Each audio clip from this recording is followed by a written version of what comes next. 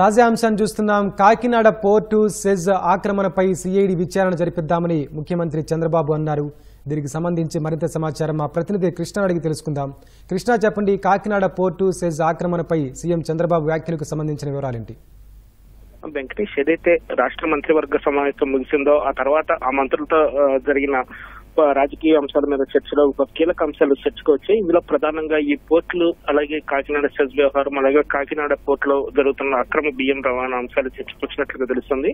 ఇందులో ప్రధానంగా ఏదైతే ఈ కాకినాడ పోర్టుకు సంబంధించి బియ్యం అక్రమ రవాణా జరుగుతుంది, అలాగే సెజ్ ను కూడా అరబిగా ఏ విధంగా లాక్కుంది ఏంటి అన్న దాని మీద స్వయంగా ముఖ్యమంత్రి చంద్రబాబు కీలక వ్యాఖ్యలు చేశారు. దీని మీద సమగ్రంగా సిఐడి విచారణ జరిపించాలని చెప్పి ఆయన మంత్రులతో అన్నట్లుగా తెలుస్తుంది.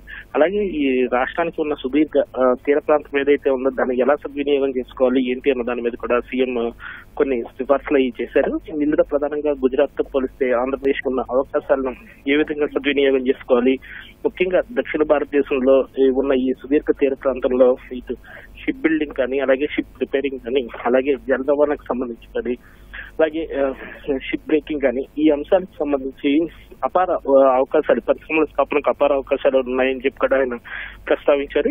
ఈ కోణంలో కనుక రాష్ట్రం అభివృద్ధి దిశగా కనుక ఆలోచన చేసి వాటన్నిటినీ రాష్ట్రం కేంద్రంగా కనుక చేయగలిగితే అపారమైన అవకాశాలు, అలాగే పెట్టుబడుల స్థాపనకి ఎంతో వస్తుందని చెప్పి సీఎం అభిప్రాయపడ్డారు.